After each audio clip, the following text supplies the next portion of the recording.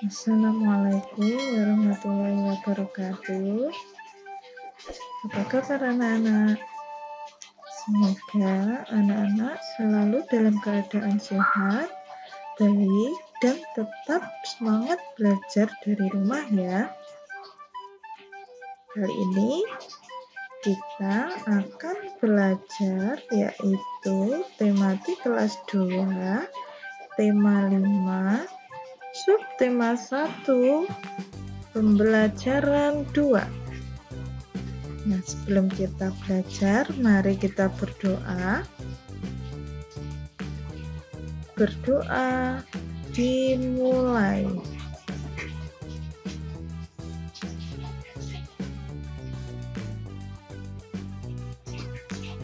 Berdoa selesai. Mari kita belajar. Kita mulai. Benny dan ayah bermain kuda-kudaan. Benny menirukan posisi kuda. Posisi kuda yang diperagakan ayahnya. Nah, di sini anak-anak perhatikan gambarnya ya. Pengalaman Benny dan ayahnya bermain di rumah. Coba anak-anak perhatikan posisi tangan Benny dan juga posisi tangan ayahnya Benny.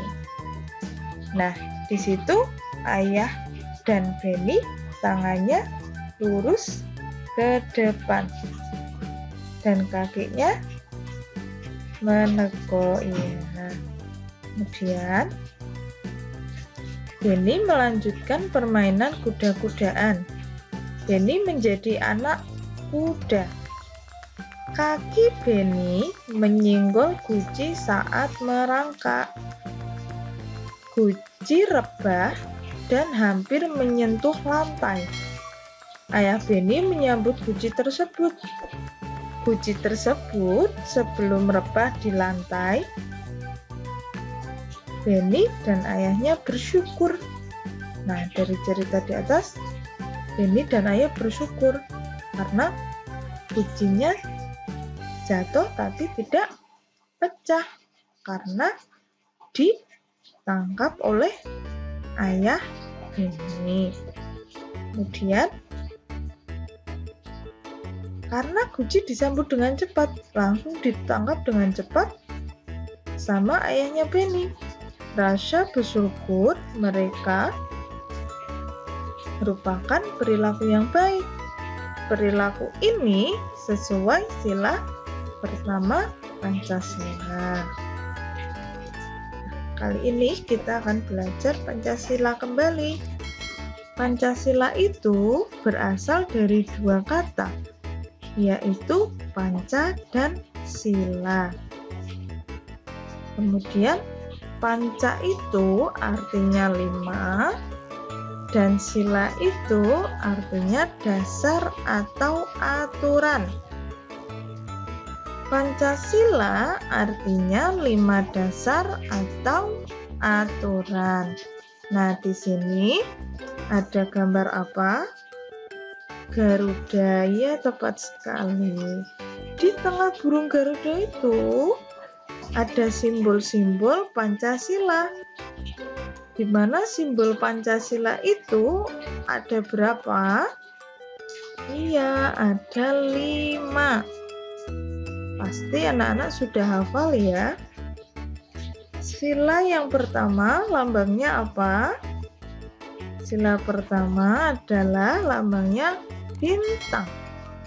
Sila yang kedua adalah rantai emas. Lambang sila yang ketiga pohon beringin.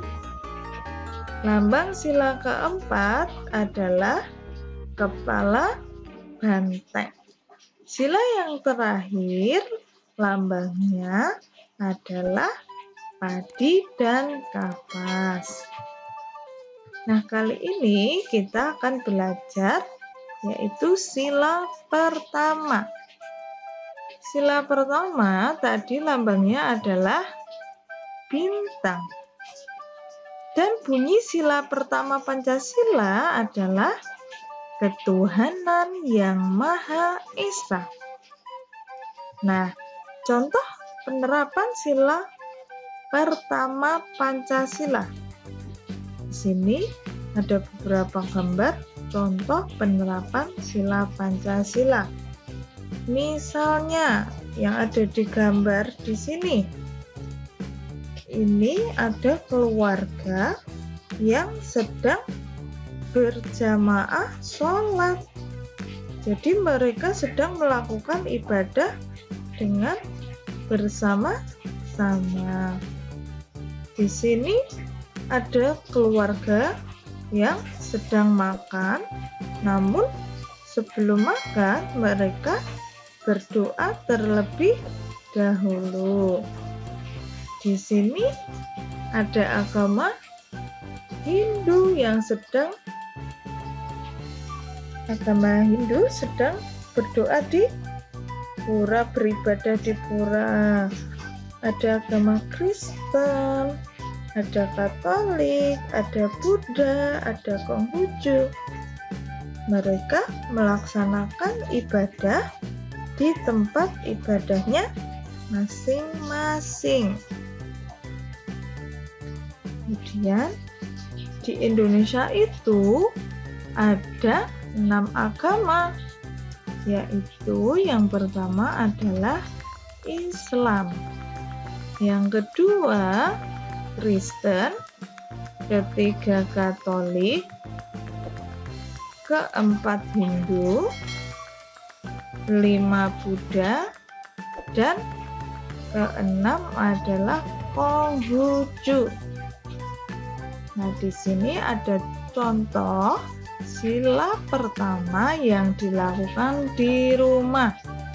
Yang pertama, beribadah bersama keluarga.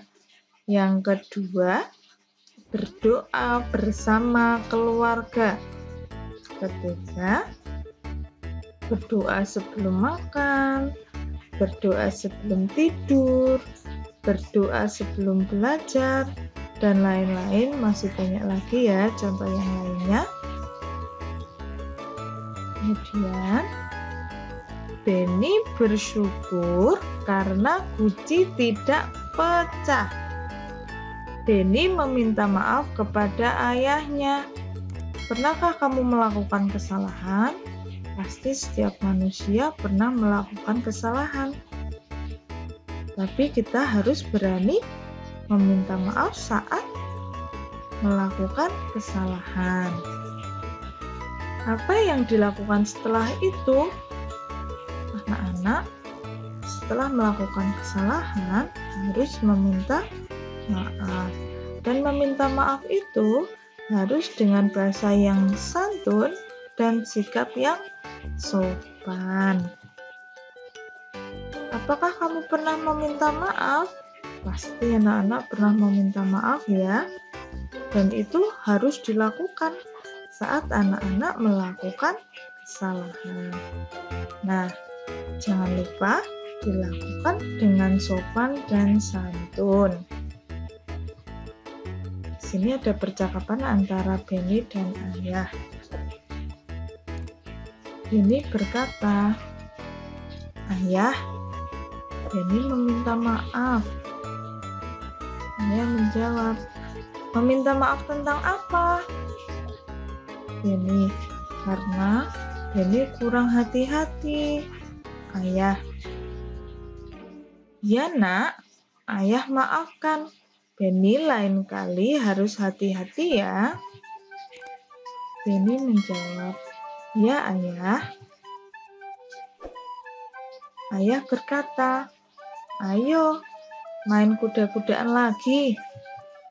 Beni menjawab, "Aku ingin menjadi anak kuda lagi." Ayah menjawab, "Baiklah jagoanku." Nah, di sini anak-anak masih ingat tentang makna meminta maaf. Makna meminta maaf sudah kita bahas di pembelajaran sebelumnya ya. Di sini ada contoh